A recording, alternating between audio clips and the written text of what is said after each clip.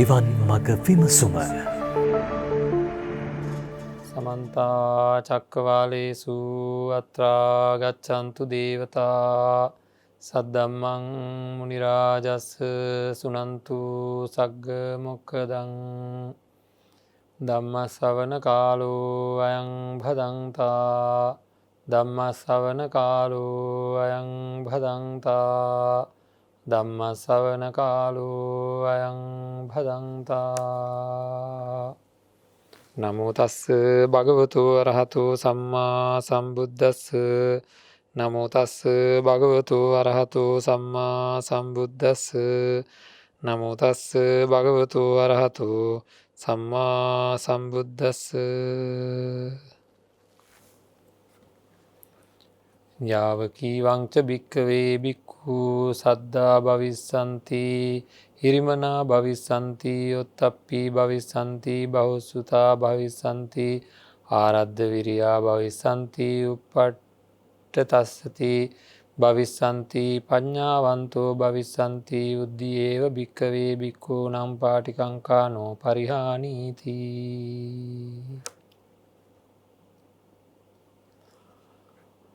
සද්ධා බුද්ධ සම්පන්න පින්වත්නි, සම්මා සම්බුදුරජාණන් වහන්සේ දේශනා කරපු ආකාරයට අපේ ජීවිතය සකස් කරගන්න ඕනේ. ඉතින් ඒ සඳහා අපි නිබඳව නිරතුරුව ජීවිතය නිවැරදි කරගන්න වැඩපිළිවෙලක් ආරම්භ කරගන්න ඕනේ.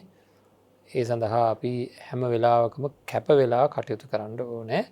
කුමක් සඳහාද කැප වෙන්න ඕනේ? අපේ ජීවිතය ඉතාමත්ම නිරවුල් කර ගැනීම සඳහායි කැප වෙන්න ඕනේ. එහෙම නැති වුණොත් අපිට පුළුවන්කමක් ඇත්තේ නැහැ සාර්ථකත්වයකට පත් වෙන්න. හරිද? ඉතාමත්ම ඉහළ සාර්ථකත්වයකට පත් වෙන්නට පුළුවන්කමක් ඇත්තේ නැහැ අපි මේක යහපත් තත්ත්වයට පත් කරගත්තේ නැත්තම්. ඉතින් ඒක හින්දාම හැම වෙලාවකම වගේ උත්සාහ කරන්න ඕනේ Tamanට තියෙන ගැටලු සංසිඳවා ගන්න. ගැටලු කියන්නේ මොනවද කියලා බලන්න. ගැටලු ಜಾති දෙකකටයි බෙදෙන්නේ. එච්චරමයි එකම ಜಾතියකට බෙදෙන්නේ. ගැටලු කියන්නේ දුක්, කායික හෝ මානසික දුක් ඇති වෙනවා නම් ඒක තමයි ගැටලුව. ගැටලු වල වෙන මොකුත් නැහැ. මේ ලෝකේ ජීවත් වෙන අපිට එන ගැටලු තමයි කායිකව හෝ මානසිකව හෝ දුක් ඇතිවීම. ඉතින් මේවායින් දරුණුම ගැටලුව තියෙන්නේ මානසික දුක්.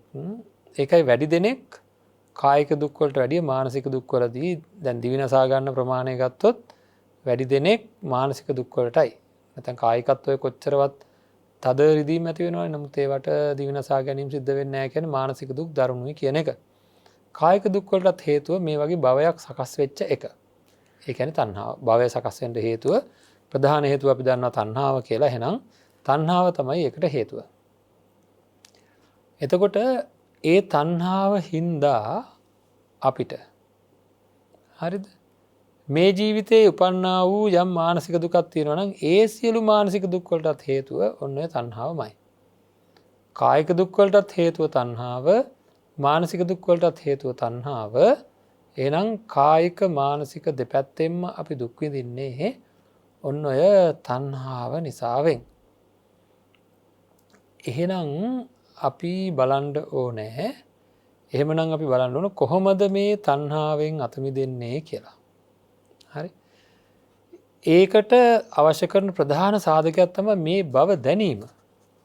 හරි. මේසා විශාල දුක්ඛන්දරාවක් මං විතරක් නෙවෙයි ඊයේ දවසෙත් මං මතක් කරා.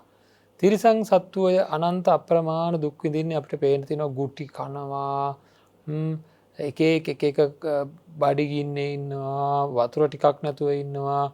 දැන් බලන්න පාරේ ඇවිදගෙන යන බල්ලෙක් කියලා බලන්න යාලා මොන තරම් නම් මිනිස්සු දිහා බල හැඟීමකින්ද සමහර වෙලාවට පස්සෙන් පන්නන්න කියලා මිනිසුන්ගේ. නමුත් හැබැයි ගුටි කන එකමයි වැඩේ. හරි. හරකෙක් අරගෙන බලන්න ඒත් එහෙමයි පුදුමාකාර වැඩතොගයක්, පුදුමාකාර ක්‍රියාකාරකම් ප්‍රමාණයක් සිද්ධ කරන්න වෙලා තියෙනවා ඒ සත්තුන්ට. හරිද? ඉතින් හැම තැනකදීම සිද්ධ වෙලා තියෙන්නේ පුදුම පීඩනයක් විඳින්න. ඒ විතරක් නෙවෙයි අනෙකුත් සතුන් හොයලා බලන්න ආහාරයක් පවා ගැනීමේදී ආහාර ගැන පවා තියෙන්නේ මොනතරම් තරගයක්ද කොච්චර බයකින්ද තමන්ගේ ආහාර ටික ලබා ගන්න. අනිත් කෙනෙකුට ගොදුරු වෙන්න තියෙන ඉඩකඩ කොච්චර වැඩිද? මේ ඔක්කොටම හේතුව අපේ තුල ඇති වෙන තණ්හාව. ඉතින් තණ්හාව කිය නැතුව තණ්හාව කියන්නේ මොකද්ද කියලා බලන්න. කොහේ හරි තැනක වැරදිලා හරි අපේ හිත රිංගා ගොසින් හරිද? හාත්පසින්ම ආරක්ෂාවක් ලබා ගන්න ක්‍රමවේදයක් නැතුව අපේ සිත කොයි පැත්තකින් හරි රිංගගෙන ගිහිල්ලා මොකද වෙලා තියෙන්නේ? හරි හාත්පසින්ම කිසිම ආකාරයකින් රැකගන්න බැරුව කොහේ හරි තැනකින් කාන්දුවක් සිද්ධ වෙලා වගේ එක දෙයක් කෙරෙහි හරි නොදැක ඉන්න බෑ, නොඅසා ඉන්න බෑ, නොවිඳ ඉන්න බෑ කියලා යම් කිසි තණ්හාවක් ඉපදිලා තියෙනවා නම් තමන්ගේ సంతානයේහි යම් කිසි තණ්හාවක් ඉපදිලා තියෙනවා නම් තමන්ගේ సంతානයේහි පින්වත්නි, අන්න ඒ තණ්හාව නේද තමන්ව විශාල ගැටලුකාරී තත්වයකට පත් කරවන්නේ කියලා අපිට බය උපද්දවින්න ඕනේ. හිතේ අම්මෝ මේ දැන් මට මේ තණ්හාව කියන්නේ මොකක්වත් නෙමෙයි, මේ දැන් මගේ ළඟ ක්‍රියාත්මක වෙන දේ. මේ මොහොතේ මට අහවල් දේ දකින්න නැතුව ඉන්න බැරිකමක් තියෙනවා. අහවල් දේ අහන්න නැතුව ඉන්න බැරිකමක් තියෙනවා. අහවල් දේ විඳින්න නැතුව ඉන්න බැරිකමක් තියෙනවා. අන්න ඒ තණ්හාව තමයි මාව මේ දුර අරගෙන යන්නේ. ඒ තණ්හාව තමයි මාව මේ බොහෝ දුර අරගෙන යන්නේ කියලා Tamanට අදහසක් දැනීමක් තියෙන්න ඕනේ. අන්න ඒ අදහස, අන්න ඒ දැනීම තමන්ගේ පැත්තෙන් ඉතාමත්ම නිවැරදිව තේරෙන්න ඕනේ. තමන්ට මේක තමයි මාව අරගෙන මේකට ඇත්තටම කියනවා නම් මේකට බය වෙන්න ඕනේ. අන්න ඒ බය උපදින්න ඕනේ. ඒ වගේම කවදාක්වත් ළඟා වෙන්න බැරි ඉලක්කයකට ළඟා වෙන්න හදනවා මෝඩකම කියලා. මේ මෝඩකම කෙරෙහි ලැජ්ජාව උපදින්න ඕනේ. ඒවා උපදින්න නම්, ඒවා දැනෙන්න නම් ඒ මෝඩකම, ඒ නොහැකියාව Tamanට තේරෙන්න ඕනේ. හරිද? ඒ නොහැකියාව Tamanට තේරුණොත් තමයි ඒකෙන් අපිට ඔය කියන ලාභය ලැබෙන්නේ. ඉතින් ඒකෙන්ද විශේෂයෙන් බය උපදින්න ඕනේ. ඊයේ දවසේ අපි වැඩිපුර කතා කරා ලැජ්ජාව ගැන. ඉතින් අද දවසේ බය ගැනත් කතා කරා. තවදුරටත් බලන්න ඕනේ බය ගැන පොඩ්ඩක්. මම දැන් මෙහෙම කියන්නේ, දරුවෙක් හරි අපිට බයක් උපදින්නේ, දරුවෙක් හරි තමන් ආදරය කරන කෙනෙක් විශේෂයෙන්ම එක පාටම වෙනස් වෙනකොටයි බයක් උපදින්නේ. හරිද? මොනවා හරි වෙලා වෙනසක් වෙලා මේ පාසල් ගියා ඇවිල්ලා නැහැ, වෙනදා වගේ නෙවෙයි, එන්නේ නැහැ. බය උපදිනවා. මැරෙයි කියලා බය උපදිනවා. හරිද? කරදරකාරී තත්ත්වයක් උපදී කියලා බය උපදිනවා. එතකොට අන්න ඒ වගේ බයක් ඉපදීම, හරිද? අන්න ඒ වගේ බයක් උපදින්නේ නම් Tamanට ඒ දේවල් පිළිබඳව මේ පංච උපාදානස්කන්ධය, මේ දේවල් ඔක්කොම හැදිලා තියෙන පංච උපාදානස්කන්ධයෙන් කියලා තේරෙනකොට, පංච උපාදානස්කන්ධයේ නිබඳව වෙනසකට භාජනය වෙන දෙයක් බව දැනෙනකොට තමයි පංච උපාදානස්කන්ධය කෙරෙහි බය උපදින්නේ. තේරුමක් නැති දෙයක්. ඒ කියන්නේ ඒක විය යුතු දෙයක්. ඇයි? ලොකු දුක් ගොඩක් හදනවා. මෙයා වෙනස් වෙන හින්දා සැප වේදනාව තියෙන්නේ නැහැ. ඊළඟට සැප සංඥා තියෙන්නේ නැහැ. සැප සංචේතනා තියෙන්නේ නැහැ. සැප ස්පර්ශ තියෙන්නේ නැහැ. මොකක්වත් තියෙන්නේ නැහැ. ඔක්කොම දුක් බවට පත් වෙනවා. පංච උපාදානස්කන්ධය වැළඳ ගැනීමෙන් මට මහා දුක් ගොඩක් උපදිනවා කියලා ඈත තියෙන ගිනි අඟුරු වලක් දැනෙනවා වාගේ. ඈත තියෙන ලොකු ගිනි අඟුරු වලක් තියෙනවා. ඒක දැක්කහම අම්මෝ මේකට වැටුනොත් නම් මාට පිච්චිලා මැරෙන්නයි වෙන්නේ, මහා දුකක් විඳින්නයි වෙන්නේ කියලා බොහෝ බය උපදිනවා වාගේ අපිට දැඩි බයක් උපදින්නට ඕනේ. අනිවාර්යයෙන්ම දැඩි බයක් උපදින්නට ඕනේ මේ කියන තත්වයන් යටතේ. මේ කියන තත්වයන් යටතේ දැඩි බයක් උපදින්න ඕනේ. මගේ ජීවිතය සකස් කර ගන්න නම් මට මේ පංච උපාදානස්කන්ධයෙන් අයින් වෙන්න ඕනේ කියලා දැඩි බයක් උපදිනවනේ. ඒක කොච්චර උපදිනවද කියලා බලන්න. ලැජ්ජා බය දෙක මේ වෙනකොට කොච්චර උපදිනවද කියලා බලන්න. දැනට උපදින්නේ නැත්තම් අඩුයි නම් හරිද උපදින විදිහට හිත හදන්ඩ ඔය පංචුපාදානස්කන්දයේ තියෙන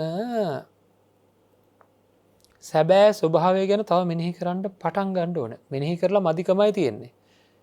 හැම වෙලේම වෙනස් වෙන දෙයක් කියලා දැනගැනීම සහ මට ඕන හැටිට තියෙන් නැති දෙයක් කියලා දැනගැනීමෙන් ඕනම දෙයක්. ඒක නැවත ලංකරගණ්ඩ ලැජ්ජාව සහ බයෝපදිනවා. එතකොට අපි එක පුද්ගලයෝ වෙන් වසේ කරගෙන අහවල් කෙනත් එක් තිබ බැඳීමට වැඩිය මේ බැඳීම හොඳයි මේකට වැඩිය අහවල් කෙනත් එක තිබ බැඳීම හොඳයි කිය හිත හිතඉන්නවට වඩා. හරිද පංචුපාදානස්කන්දයේ සැබෑස්වරූපය අපේ තුළින් අපි අත්දැක්කොත් පංචුපාදානස්කන්දයේ සැබෑම ස්වරූපය අපේ තුළින් අපි අත්දැක්කොත් ඔක්කොම එකයි කියලා තේරෙනවා. හරිද කොතනත් හැම දේම තියෙන පොදු ලක්ෂණය හැම දේම තියෙන්නේ හැම තැනම තියෙන්නේ හැම දෙයක් තුළම තියෙන්නේ පොදුවේ පංචුපාදානස්කන්දය කියන ක්‍රියාවලිය කියලා දැනෙනවා.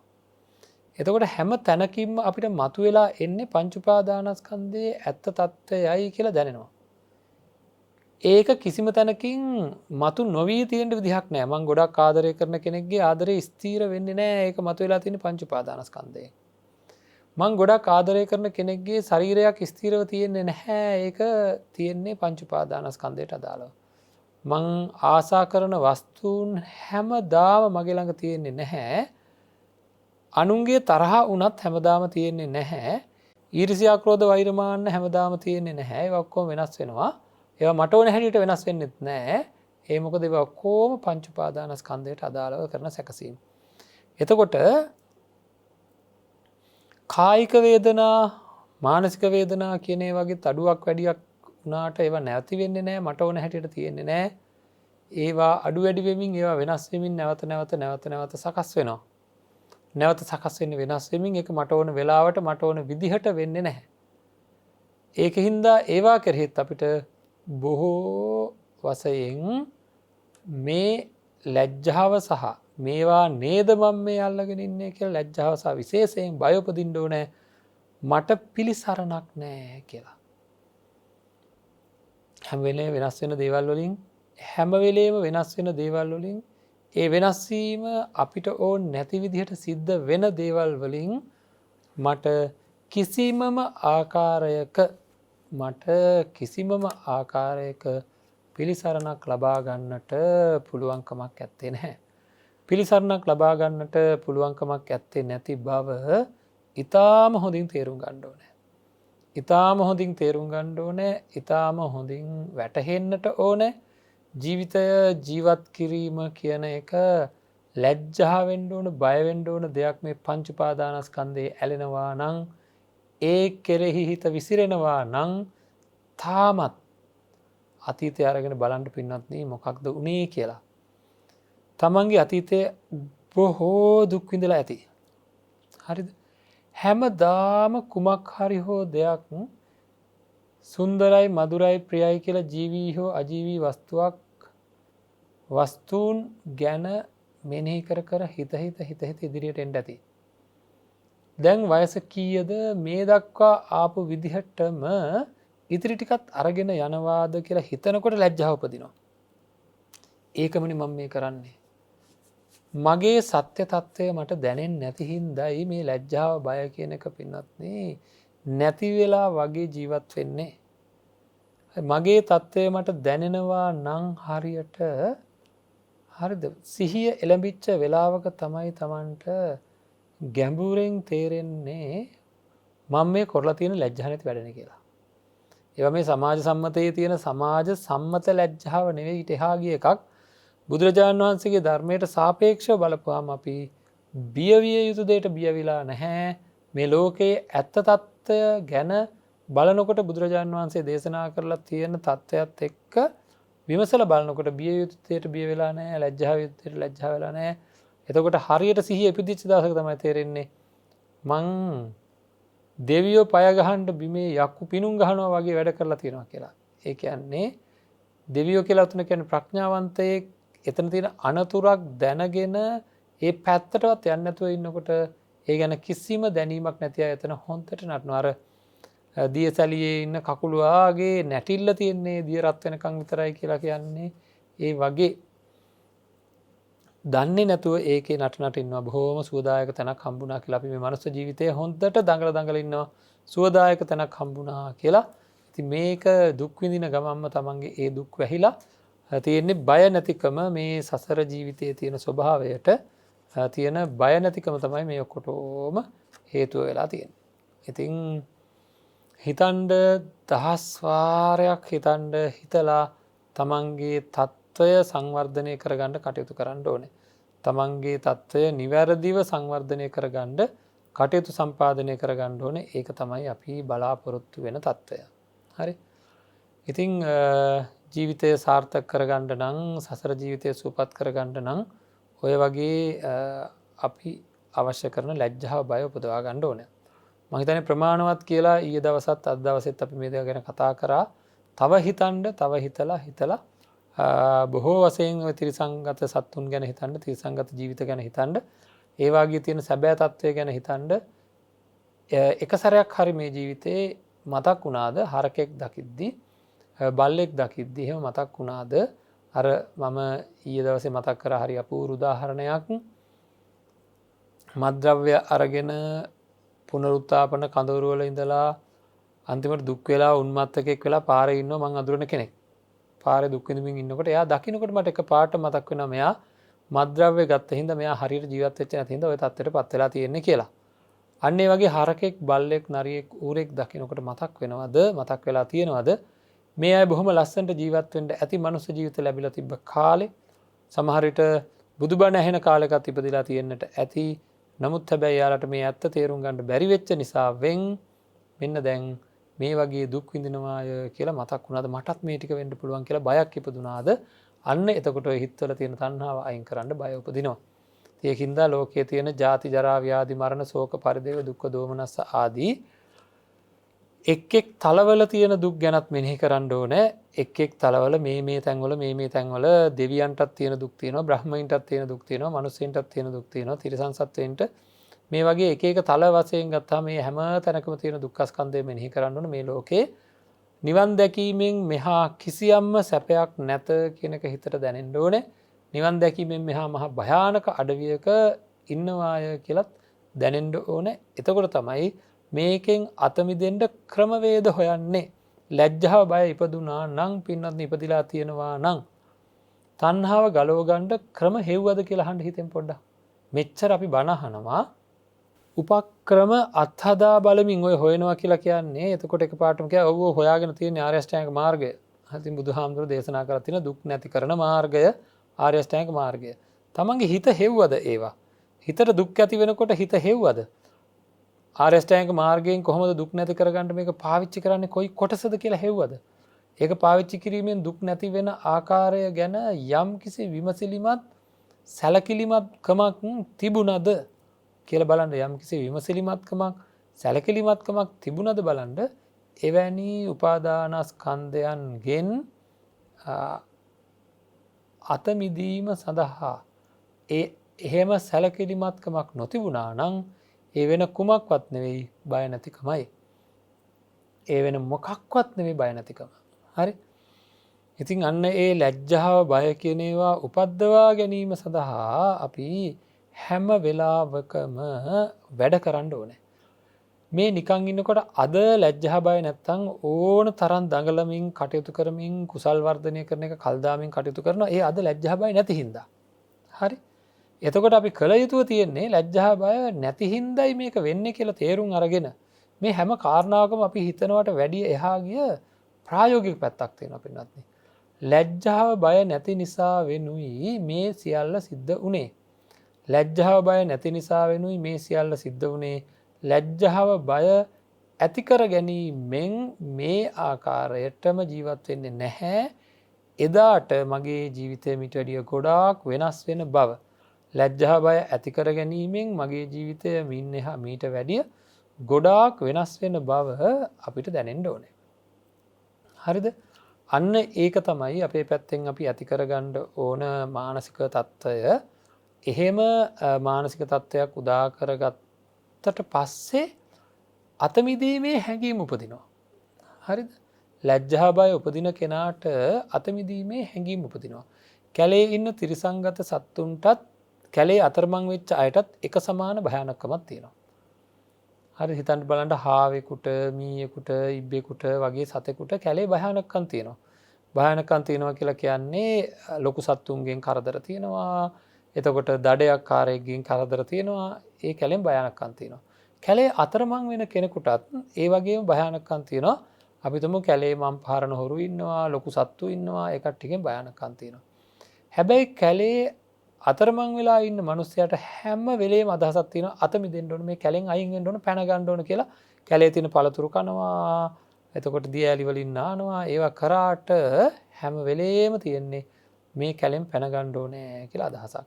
හැබැයි කැලේ ඉන්න තිරිසන් සත්තුන්ට ඒකෙන් පැන ගන්න ඕන අදහස් පහළ වෙන්නේ නැහැ. සුරක්ෂිත ස්ථානයක් හොයා ගන්න ඕන කියලා අදහස් පහළ වෙන්නේ නැහැ. ඒ කට්ටිය ඔහේ කොහොම හරි බේරි කාලා බීලා නාලා ඇඳලා ඉන්නවා. ඇඳලා නම් ඉන්නේ නැහැ.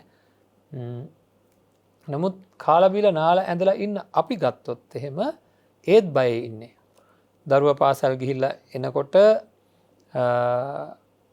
එන්න පරක් වුණම් බයේ ඉන්නවා. එතකොට අසුබ ආරංචිය කොයි වෙලාවෙ එයිද දන්නේ නැහැ කියලා බයේ ඉන්නවා. හැබැයි අර කැලේ ඉන්න තිරිසන් සත්තු ඒ කැලෙන් සුරක්ෂිත ස්ථානයක් හොයාගන්න යාලට සිතුවිලි පහළ වෙන්නේ නැහැ.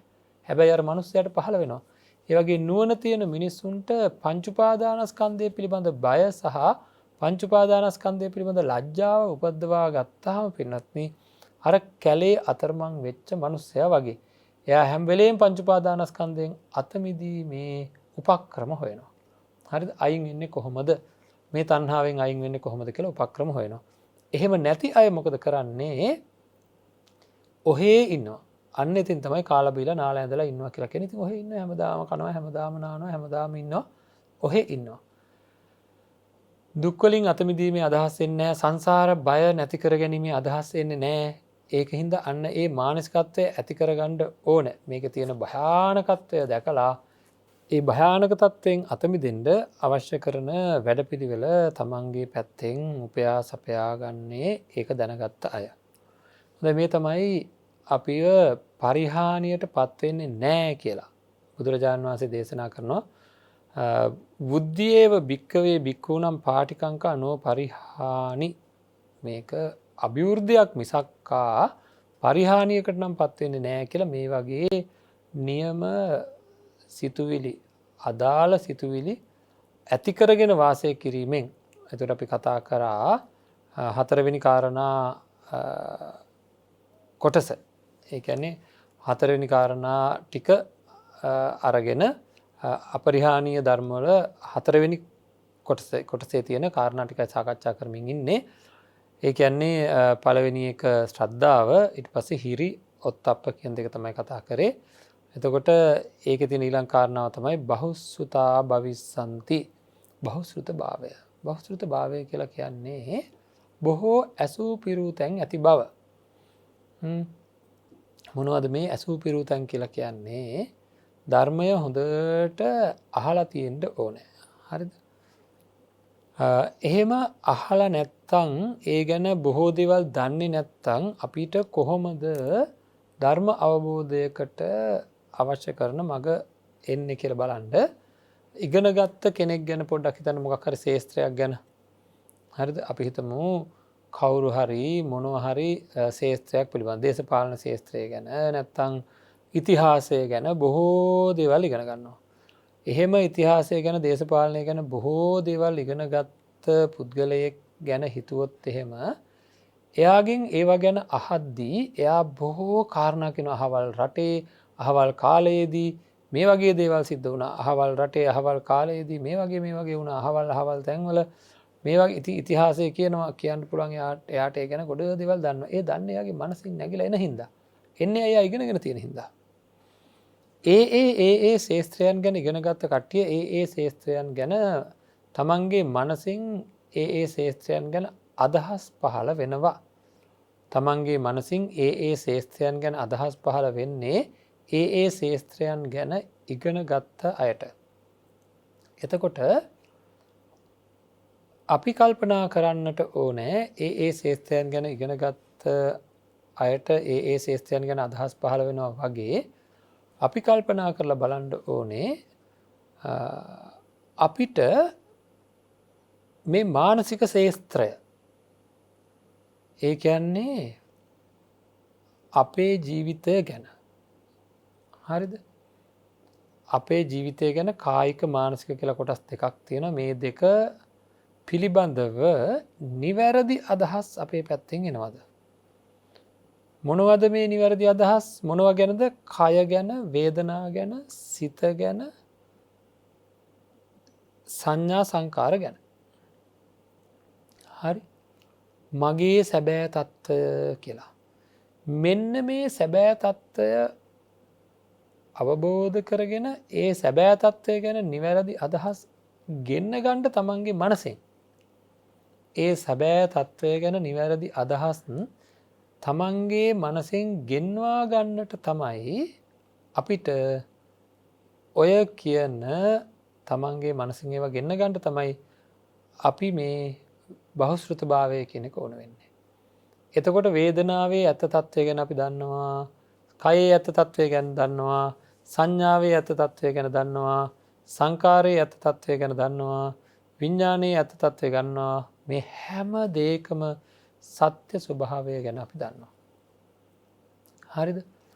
මේ හැම දෙයකම සත්‍ය ස්වභාවය ගැන අපි දන්නවා. ඉතින් අන්න ඒ දන්න ගතිය තමයි අපේ පැත්තෙන් අපි තේරුම් ගත යුතුව තියෙන්නේ ජීවිතයේ අපේ මනසින් නැగిලා එන්න ඕන මේවා ගැන. ඒවා ගැන දන්නවා කියන්නේ නිකන් නෙවෙයි. දැන් සංස්කාරය ගැන දන්නවා කියන්නේ පින්වත්නි කුසල අකුසල් ගැන දන්නවා කියන එක.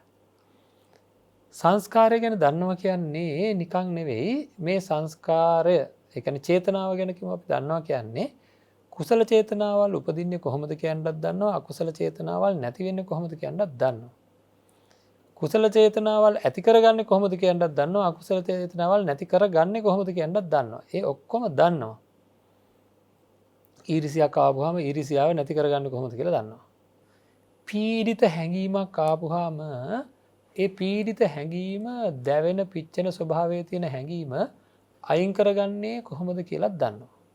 හරිද? එන්න එහෙම දන්නව නම් තමයි එයා එක කරන්නේ. එහෙම දන්නව නම් තමයි එයා එක කරන්නේ. අන්න ඒ දැනීම තමයි අපි කියන්නේ බහුශ්‍රృతභාවය කියලා. අන්න ඒ දැනීමට තමයි කියන්නේ බහුශ්‍රృతභාවය කියලා. දැන් තේරෙනවද පංච උපාදානස්කන්ධය ගැන මිසක්කා වෙන දේවල් ගැන මේ ලෝකයේ තියෙන එක දේවල් ගැන නිවන් දකින්න ඕන බහුශ්‍රృతභාවය ඒක නෙවෙයි මම පාලම් ගැන දන්නවා මම නීතිය ගැන දන්නවා මම ගොඩනැගිලි ගැන දන්නවා මම ලෙඩ ගැන දන්නවා ඒවා බොහොම හොඳයි ජීවත් වෙන්න ජීවන මාර්ගයක් සහ ඒ අන් අයට උදව් කරන්න ජීවත් වෙන අයට ජීවත් වෙන්න අවශ්‍ය කරන ජීවී අජීවී දේවල් උපයා සපයා දීම සහ ඒවා සුරක්ෂිත කර දීම සඳහා ඒවා දැන ගැනීම අත්‍යවශ්‍යයි. ඒක ඇත්ත. ඒකට කියනවා දැනුම, උපාධිය, එතකොට එක පශ්චාත් උපාධිය මේ ඔක්කොම බොහෝ ඇසූ පිරු තැන් ඇති කෙනෙක්ගේ ලක්ෂණය. හැබැයි ලෝකේ සමහර අය ඉන්නවා ලෝකය ගැන, ලෝක ඉතිහාසය ගැන, භූගෝලය ගැන, එක ජාතීන් ගැන, දේශපාලනය ගැන පුදුම දැනීමක් දන්නේ. එයටත් අපි කියනවා බොහෝ ඇසූ පිරු තැන් කෙනෙක් ඇති කෙනෙක් එයාත් එක්ක කතා කරොත් ඇති පුස්තකාලයක් ඇවිදින කියලා. හරිද? ඉතින් එහෙම කියනවා. හැබැයි මේ තැනත්තාට දුක් නැති කරගන්න කිසි දෙයක් දන්නේ නැත්තම් තමන්ගේ ජීවිතය නිවැරදිව ගෙවන්න දන්නේ නැත්තම් සමතුලිත කරගන්න දන්නේ නැත්තම් කෙනෙක්ගේ දුක දන්නේ නැත්තම් මෛත්‍රියකුත් නැත්තම් කරුණාවකුත් නැත්තම් අර තියෙන දැනීමෙන් ඇති වැඩක් නැහැ. ඒ කියන්නේ එයා ගැන දන්නේ නැහැ. එයා පංච උපාදානස්කන්ධය ගැන දන්නේ නැහැ. පංච උපාදානස්කන්ධයේ ඇත්ත తত্ত্বය ගැන දන්නේ නැහැ. ඉතින් මේක තමයි අපි තේරුම් ගන්න ඕන తত্ত্বය. අපේ පැත්තෙන් අපි निराවුල්ව ඉතා निराවුල්ව තේරුම් ගන්න ඕන తত্ত্বය තමයි යෝග. හරිද? ඉතින් බලන්න කොහොමද අපි අපේ ජීවිතය හදාගන්නේ කියලා බලන්න කොහොමද අපි අපේ ජීවිතය සුරක්ෂිත කරගන්නේ කියලා බලන්න. එහෙම නැත්නම් ඉතින් ඔය බහුශ්‍රృతභාවය වෙන බහුශ්‍රృతභාවයන් හොඳයි ජීවිතේ ජීවත් කරගන්න ඔය සුරක්ෂිතභාවයට ජීවිතය හදාගන්න නම් තමන් ගැන දැනගන්න ඕනේ. තමන්ගේ රූප වේදනා සංඥා සංකාර විඥාන කියලා මේ සිතුවිලි ගැන දැනගන්න ඕනේ. නරක සිතුවිලි ගැන දැනගන්න ඕනේ. ඒවා ගැන ඉවරක් නැති විස්තර, ඒවා හටගන්න ආකාරය, ඒවා නැති වෙන ආකාරය, ඔය ඔක්කොම දේවල් කිසිම අඩුවක් නැතුව ධර්මය තුල තියෙනවා. ධර්මය හදාරනවා කියන්නේ ඒක. අන්න ඒ බහුශ්‍රృతභාවයේ තියෙන අය ඒක භාවිතා කරලා තමන්ට ගැටලු වෙනකොට, තමන්ට ගැටලුවක් එනකොට, තමන්ගේ හිතේ පීඩනයක් එනකොට ඒක නිවැරදිව විශේෂයෙන් තරහ එනකොට සමහර අය කොච්චර අසරණ වෙනවද තරහත් එක්ක. හරිද? රාගයත් එක්ක කොච්චර අසරණ වෙනවද? ඉතින් ඒ ඔක්කොම අසරණ වෙන්නේ අර බහුශ්‍රృతභාවය නැත්තම් විසඳුම හිතට එන්නේ නැහැ. තමන්ගේ හිතට විසඳුම එන්නේ නැති වෙනකොට එයාට මොකද වෙන්නේ? ඒ විසඳුම ළඟා කරගන්න අවශ්‍ය කරන වැඩපිළිවෙලක් තමන්ගේ තුලින් උපයාසපයා ගන්න බැරි හින්දා මොකද වෙන්නේ? ලොකු ගැටලුවකටයි පත් වෙන්නේ, අධිකතර ගැටලුවකටයි පත් වෙන්නේ. ඒ බහුශ්‍රృతභාවය නැති දන්න එයාගේ මනසට මොකුත් එන්නේ නැහැ. අන්නේ එන தත්ත්වයට හදාගත්තාම අපි කියනවා යා ධර්මයේ තුල බහුශ්‍රృతයි කියලා. එතකොට එයාට පුළුවන්කම තියෙනවා එයාව නිවැරදි කරගන්න, අනිත් අය නිවැරදි කරවන්න හැම ශේත්‍රයක්ම එයා එතකොට තමන්ගේ ගැන, අනුන්ගේ ගැන ඉති අජ්ජත්තංවා බහිද්ධාවා අජ්ජත්ත බහිද්ධාවා සමුදය ධම්මානුපස්සීවා වය ධම්මානුපස්සීවා සමුදය වය ධම්මානුපස්සීවා. හරිද? මේ තමයි දැනගත යුතු ශේත්‍ර ටික. තමන් කොටගත්ත කොටස, අනුන් කියලා තමන් ගත්ත කොටස, ඒවා අන්තිමට ඔක්කොම එකක් වෙනවා. ඒක වෙනම කතාවක්. නමුත් දැනට සහ ඒ දෙකම සංසන්දනාත්මකව දැනගන්න ඕනේ. මේ වාගේ ඇතිවීමට හේතු වෙන ධර්මතා, නැතිවීමට හේතු වෙන ධර්මතා, ඇතිවීම නැතිවීමට හේතු වෙන ධර්මතා තුලින් ත්‍රිලක්ෂණය ගැන දැනගන්න ඕනේ. ඒ වගේ සැබෑ ස්වභාවය ගැන. අන්න එතකොට තමයි අපිට ඕක දැනගන්න ඕන මොන වගේද? කායානුපස්සනා නැත්නම් කාය වේදනා චිත්ත ධම්ම කියලා කොටස් හතරකට බෙදලා තියෙන පංච උපාදානස්කන්ධය ගැනම ඒවා දැන ගැනීම සඳහා කුමක්ද භාවිතා කළ යුත්තේ? කායානුපස්සනා, වේදනානුපස්සනා, චිත්තානුපස්සනා, ධම්මානුපස්සනා කියලා මේවා කොහෙද තියෙන්නේ? ඊටාම සවිස්තරාත්මකව කළ යුතු දේවල් ටික මහා සතිපට්ඨාන සූත්‍රයේ තියෙනවා. සහ සියලු ධර්මස්කන්ධය ඔන්න ඔය දේවල් ගැනයි. හරි? ඉතින් ඒකින්ද අපිට හැම දෙයක්ම ලැබිලා තියෙන වෙලාවක් වෙන්නත් මේක කකා බිබී නනා ඇඳ ඇඳ කාලය මර ඉන්න ඕන වෙලාවක් නෙවෙයි. තමන්ගේ මරණයට පෙර ආත්තුව තමන්ගේ සිත නිවැරදිව සකස් කරගන්න වැඩපිළිවෙල ආරම්භ කළ යුතු වෙලාවක්. එහෙම නැති වුණොත් තවත් වසර 100ක වගේ කාලයකදී හරකෙක් වෙලා, ඉබ්බෙක් වෙලා, කුකුලෙක් වෙලා, නරියෙක් වෙලා ඔන්න තැන් තැන් වල läගලා ඉදී.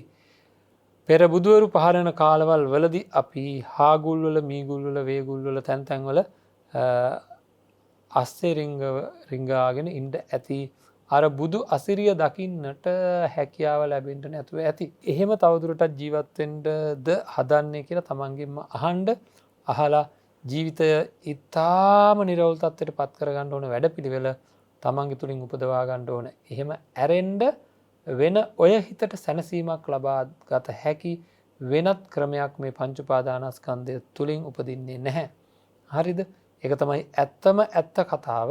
බැඳීම් වලින්වත් ආදරයෙන්වත් කිසිම දෙයකින් ඒ කියන ස්ථීර සැනසෙන තත්වයකට තමන්ගේ සිත, ඒ සැනසිලිදායක තත්වයකට තමන්ගේ හිත සකස් කරගන්න බෑ. මොකද ඒ වාගේ තියෙන ස්වභාවය නිබඳව නිරතුරුව වෙනස් වෙන දේත් අපිට ඕන හැටියට වෙනස් නොවන ස්වභාවය තමයි පංච උපාදානස්කන්ධයේ තියෙන්නේ.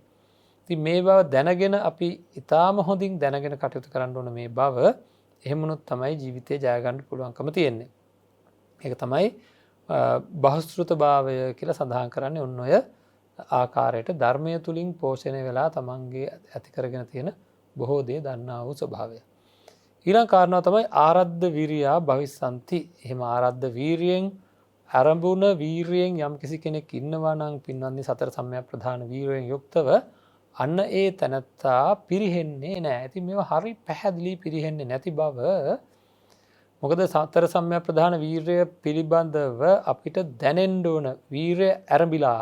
අර කියන්නේ දැන් මේ දෙක එකේවා දැන් ආරම්භුණා කියලා කියන්නේ වගේ වීරය ආරම්භිලා නම් අපිට මෙන්න මේ වගේ දැනෙන්න ඕන. තමන්ගේ තුල වීරය ආරම්භිලා නම් යම් කිසි තැනක් පිරිසිදු කිරීම සඳහා වැඩ පිළිවෙලක් සකස් කරලා. ඉතින් අප පිරිසිදු දේවල් වලින් මොකක් හරි ප්‍රදේශයක් යන්නකු පිරිසිදු දේවල් වලින් ඒ ප්‍රදේශය පුරවන්ඩ ඕන වෙලා දැනට අපිරිසිදු දේවල් තියෙනවා. හරිද? එතකොට අපිතමකෝ තමන් සකස් කරන කඩයක් සකස් කරන කියලා මේක බොහෝ අපිරිසුදු දේවල් තියෙනවා. ඒ වයින් කරලා පිරිසුදු දේවල් මේකට දාන්න ඕනේ. මේකට මං 4 දෙනෙක්ව දාලා මේක පිරිසිදු කරලා පිරිසිදු දේවල් වලින් පුරවලා අපිරිසුදු දේවල් අයින් කරන්න ඉක්මනට මට කරගන්න ඕන වෙලා 4 දෙනෙක් දාලා. මේ 4 දෙනාට මං කියලා තිනවා වේගෙන් වැඩ කරන්න කියලා. එක්කෙනෙක්ගේ වැඩේ අපිරිසුදු දේවල් අයින් කරන එක.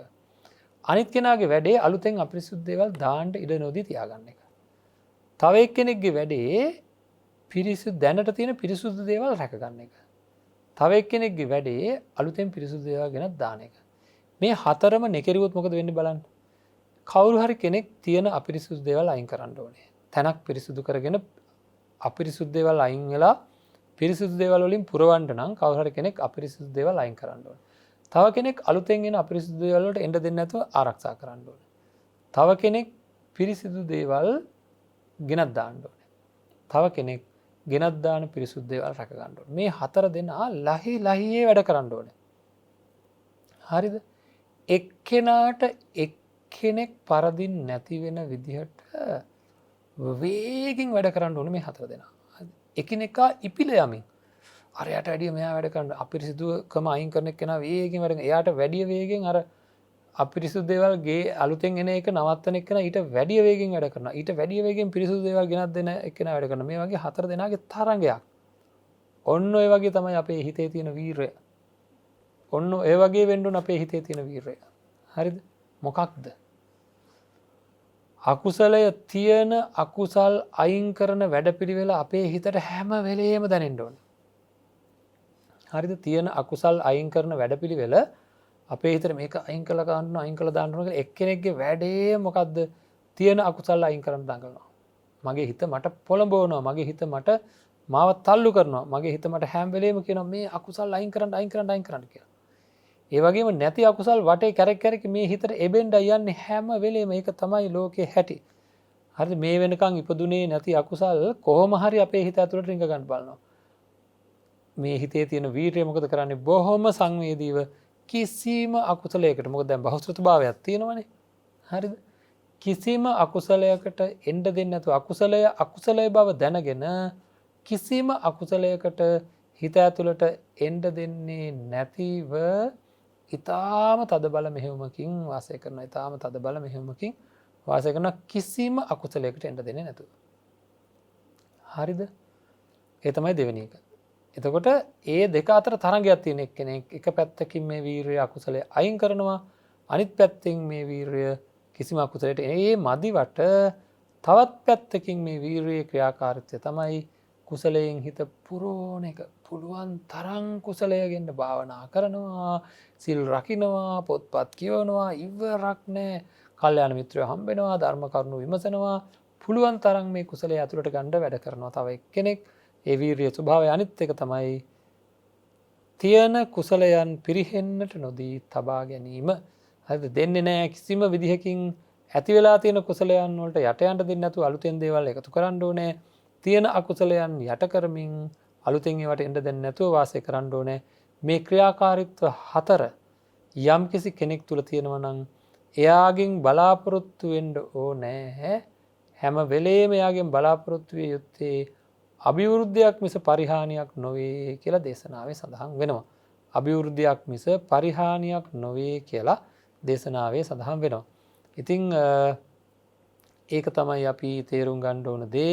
ඒක තමයි අපි වටහා ගන්න ඕන දේ. ඒක තමයි අපි නිරවුල් කරගත යුතු දේ. එහෙම නැතුව අපිට මේ ජීවිතය සකස් කරගන්න බෑ. වීරිය මේ විදිහට මගේ ළඟ 4 පැත්තකින් ක්‍රියාත්මකද? බලන්න කඩාගෙන වැටලා නැද්ද කියලා. සමහර වෙලාවල් තියෙනවා අකුසලයන් ඇවිල්ලා කො අයින් කරන්න ලෑස්තියක්වත් නැහැ. ඒ පැත්ත කඩාගෙන වැටිලා. ඒක සත්‍යවාදීව පිළිගන්න ඕන. මගේ වීරිය මදිකමක් තියෙනවා. සමහර වෙලාවට කුසලයන් වර්ධනය කරගන්න පුළුවන් අවස්ථා ඇවිල්ලා. නමුත් ඒවා ක්‍රියාත්මක කරන්න මගේ හිත ලෑස්ති නැහැ. සමහර වෙලාවට තියෙන කුසලයන් අයින් වෙනවා වගේ තේරෙනවා. ඒක නවත්ත ගන්න මගේ හිත සූදානමක් නැහැ. නැති අකුසල් ඇති වේගෙන එනවා වගේ තේරෙනවා. ඒක නවත්ත ගන්නත් මගේ කිසිම අදහසක් නැහැ. අන්න එහෙම කඩාගෙන වැටලා එක පැත්තක් ඔය 4න් එකක් කඩා වැටුනොත් මේක පිරිසිදු කිරීමේ වැඩ කටයුත්ත සිද්ධ වෙන්නේ නැහැ. ඒකයි බුදුරජාණන් වහන්සේ දේශනා කරලා තියෙන්නේ ආරද්ධ විරියෙන් යුක්තව ඇරඹුණ විරියෙන් යුක්තව වාසය කරන කෙනෙක් ඉන්නවා නම් එයාගේ අභිවෘද්ධියක්ම බලාපොරොත්තු විය යුතුයි. ඒ කියන්නේ පිරිසිදුකමෙන් එයා පිරෙනවා හැම වෙලේම. හරිද? එහෙම නැත්තම් කියන්නේ පරිහානියක් එයාගේ සිද්ධ වෙන්නේ නැති බව මේ වීරයෙන් යුක්ත කෙනාගේ පරිහානියක් සිද්ධ වෙන්නේ නැති බව බුදුරජාණන් වහන්සේ දේශනා කළා තියෙනවා. ඉතින් අපි තේරුම් ගත යුතු තියෙනවා නේද? වටහා ගත යුතු තියෙනවා නේද? මේක තමයි අපි බලාපොරොත්තු වෙන්න ඕන தত্ত্বය කියලා තේරුම් ගත යුතු තියෙනවා. එහෙම නැත්නම් අපිට අපේ ජීවිතය හදාගන්න තියෙන අවස්ථාව බොහෝ වශයෙන් ගිලිහෙනවා. හරිද? ජීවිතය හදාගන්න තියෙන අවස්ථාව බොහෝ වශයෙන් ගිලිහෙන්නේ මේ කියන தত্ত্বයන් එක්ක අපි එක දිගට වාසය කරන්න සිද්ධ වෙලා තියෙන නිසාවෙන් එක දිගට වාසය කරන්න සිද්ධ වෙලා තියෙනවා මේ තියෙන தত্ত্বයන්ගෙන් අත මිදීමක් නැතුව. ඉතින් එතකොට පරිහානියක්මයි පත් වෙන්නේ මේ තියෙන தত্ত্বය තුල අකුසලයන් පළපදියම් වෙනවා නම් තමන්ගේ සිතේ ඇවිල්ලා සැරෙන් සැරේ අකුසලයන් කියලා කිව්වහම ඉතින් අමුතු එකක් නෙවෙයි. ඊර්ෂ්‍යාවක් දැනෙනවා නම් ඒක අකුසලයක්, ක්‍රෝධයක් දැනෙනවා නම් ඒක අකුසලයක්, තරහක් එනවා නම් ඒක අකුසලයක්, කෑම ගැන ගිජුකමක් එනවා නම් ඒක අකුසලයක්, දැඩි ආදරයක් ඇති වෙනවා නම් අකුසලයක්, පීඩනයක් ඇති වෙනවා නම් අකුසලයක්, හිත නොසන්සුන් වෙනවා නම් අකුසලයක්, පසුතැවිලි ඇති වෙනවා නම් ඒක අකුසලයක්, ධර්මය ගැන සැක ඇති වෙනවා නම් ඒක අකුසලයක්, කම්මැලිකම් ඇති වෙනවා නම්, කුසීතකම් ඇති වෙනවා නම් ඒවා අකුසල්. මේ ඔක්කොම අකුසලයන්. කෛරාටිකකම් ඇති වෙනවා නම්, වංචනික අදහස් ඇති වෙනවා නම්, කපටිකම්, කුහකකම්, මේ ඔක්කොම අකුසලයන්.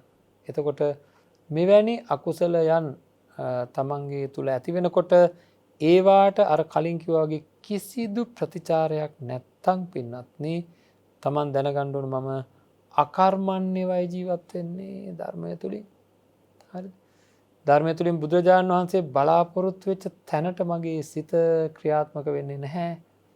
එහෙනම් මේ වගේ ආදීනව ආනිසංස මේවා සිද්ධ කිරීමෙන් ලැබෙන ආනිසංස මේවා නොකිරීමෙන් ඇතිවන ආදීනවයන් මෙනෙහි කරමින් අපිට හැකියාවක් තියෙන්න ඕන නේද මේ தත්වයට පත් වෙන්න ඕනේ කියලා ලොකු හැකියාවක් තියෙන්න ඕනේ. එහෙම නැත්තම් අපිට ඉදිරියට යන්න අමාරුයි.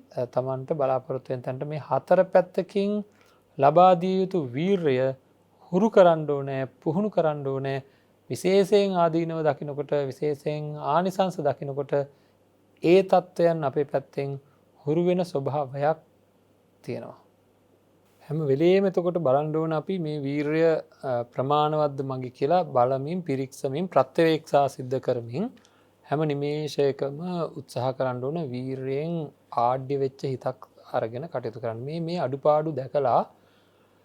මේ අඩුපාඩු දැකලා අඩුපාඩු තේරුම් අරගෙන අඩුපාඩු සකස් කරගත්තේ නැති හින්දායි. අඩුපාඩු දැකලා අඩුපාඩු තේරුම් අරගෙන අඩුපාඩු සකස් කරගත්තේ නැති හින්දායි අපි මේ ආකාරයක මේ වැරදි තැනක ඉන්නේ. හිත නිවැරදි කරගන්නේ නැත්තේ, අපේ වැඩේ වෙන්නේ නැත්තේ ඒකයි. හැමදාම දැන් ආයෙම මතක් කරනවා ලැජ්ජාව බය උපදවා ගන්න තව කාරණාවක්. විශේෂයෙන් ලැජ්ජාව දැන් කොච්චර කල්ද මම කොච්චර මල් පූජා කරාද බුදුහාමුදුරන්ට, කොච්චර පහන් පූජා කරාද, කොච්චර සුවඳ දුම් පූජා කරාද, කොච්චර දන් දුන්නද, කොච්චරනම් බෞද්ධ ධර්මයට අනුව කටයුතු කරාද. නමුත් ඇත්තටම ධර්මයට අනුව කටයුතු කරලා නැහැ. තමන්ගේ පැත්තෙන් දුක් නූපදිනවා නම් දුක් නූපදින වැඩපිළිවෙල සකස් වෙලා නැත්තම් ඇත්තටම තමන් ධර්මයේ පැත්තෙන් සාර්ථක නැහැ. කරලා තියෙන්නේ ආමිසයට බර වෙලා කටයුතු කිරීම, පූජාතිය තියදීම. ඉතින් පූජා තියන්න එපා කියලා නෙවෙයි කියන්නේ, ඒවා තියන්න ඕන පූජා බුද්ධියෙන්. තමන්ට සැනසෙල්ලක් ඇති වෙනකොට, නිවිල්ලක් ඇති වෙනකොට, තමන්ට දැනෙනකොට, මේ ධර්මය තුලින් පෝෂණය වෙනකොට, තමන්ගේ ජීවිතය සුරක්ෂිත වෙනවා කියලා දැනෙනකොට තමයි අපි මේ ඒ දේවල් සිද්ධ කරන්න ඕන හරියට. එහෙම නැත්තම් බෑ කරන්න. මේ කාරණාව සිද්ධ කරන්න බෑ එහෙම නැත්තම්. ඉතින් ඒකින්ද අපි හැම වෙලාවකම උත්සාහ කරන්න ජීවිතය කොයි විදිහකින් හරි සැනසිලිදායක තත්වයකට පත් කරගන්න ඕනනේ. කොහොම හරි කරලා හැමදාම දුක් විඳින්න ඉන්න බෑනේ. හැමදාම මනසින් දුක් විඳින්න ඉන්න බෑ. හැමදාම එක එකව බලාපොරොත්තු වෙමින් ඉන්න බෑ. හැමදාම අපේක්ෂා භංගත්වයට පත් වෙලා ඉන්න බෑ හැමදාම රණ්ඩු අල්ලන්න බෑ එහෙම හිතන්න ඕනේ. හරිද? එහෙම කරන්න බෑනේ කියලා හිතන්න. හරි හැමදාම මේ එක දේවල් වලට රණ්ඩු අල්ලලා ඉන්නවා. ඉතින් මොකක් හරි වචනයක් ගන්නවා, මොකක් හරි කාගේ හරි ක්‍රියාවක් ගන්නවා. ඒක ගැන ඉතින් කල්පනා කරනවා, ඒකත් එක්ක රණ්ඩු අල්ලනවා. ඒකෙන් නිදහස් වෙන්න බෑ. කාගේ හරි වචනත් එක්ක කාගේ හරි ක්‍රියාත් එක්ක මොන තරම් බැඳිලාද බලන්නකෝ හිත. හරිද? ඒ වායින් ගැලවෙන්න බැරුව අන් අයට චෝදනා කරන ස්වභාවය මම බලාපොරොත්තු වෙන්නේ නැහැ මෙහෙම කරයි කියලා, මං හිතුවේ නැහැ මෙහෙම වෙයි කියලා.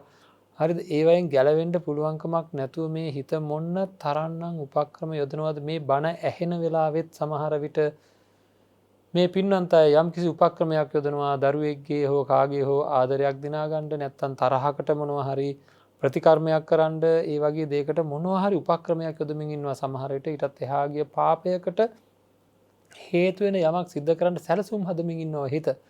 මේ බණ අහන අතරවාරයේ යටින් යනවා ඒ වැඩපිළිවෙල අපි දන්නේ නැහැ. යටින් යනවා මේ වැඩපිළිවෙල මොකක්ද?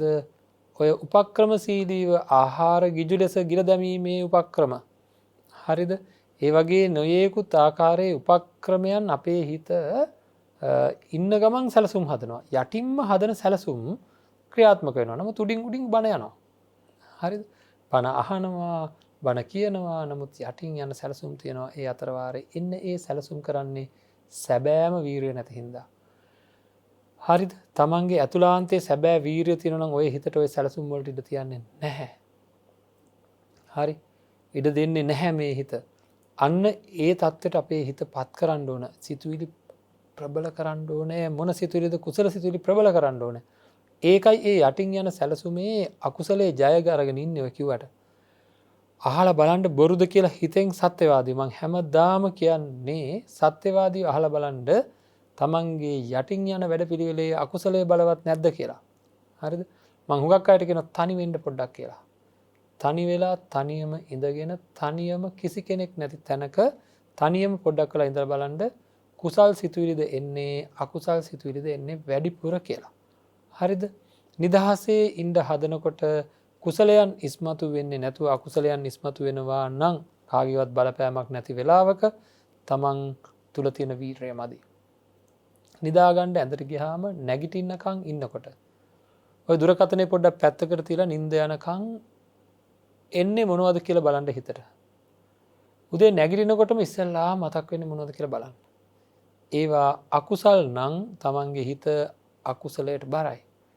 ඒවා යම් විදිහකින් භාවනාවක් ගැන, සිල් රැකීමක් ගැන, දන් දීමක් ගැන, නැත්තම් හිත සමාහිත කර ගැනීමක් ගැන නම් එන්නේ තමන්ගේ හිත කුසලයට බරයි.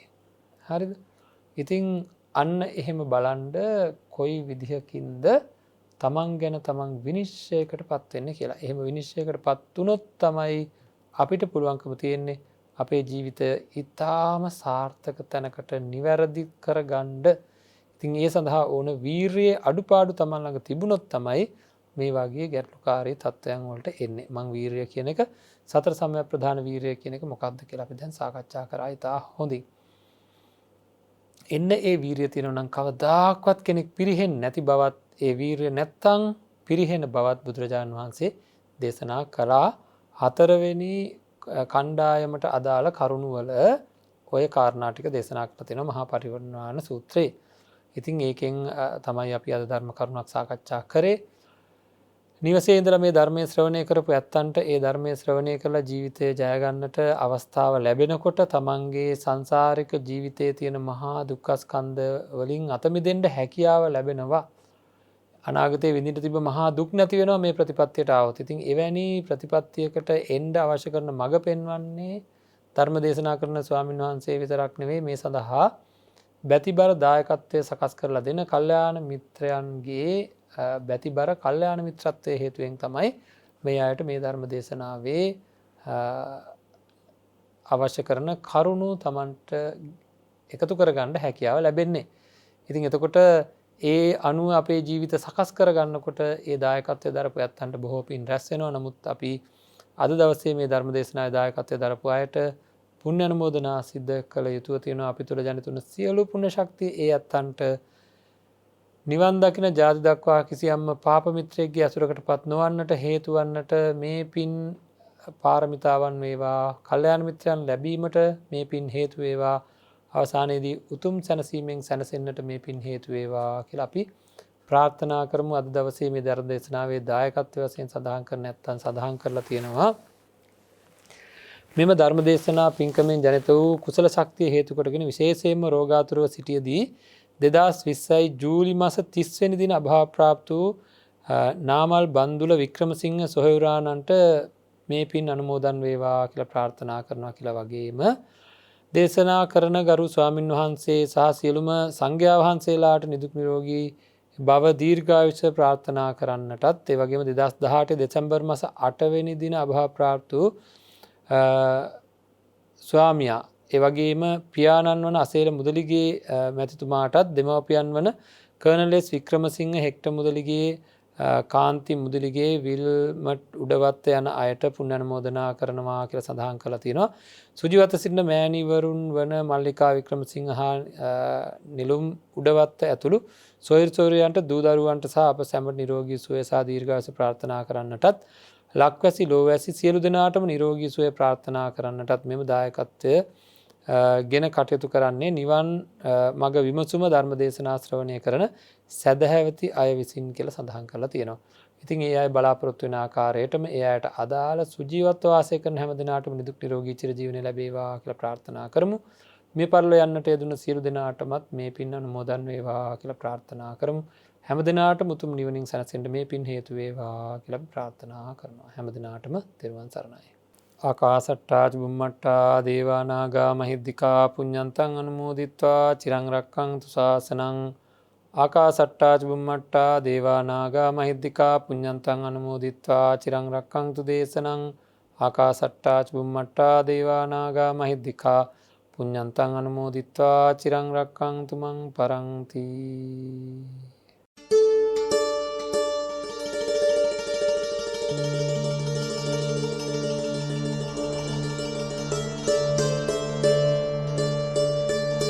නිවන් මඟ විමසුම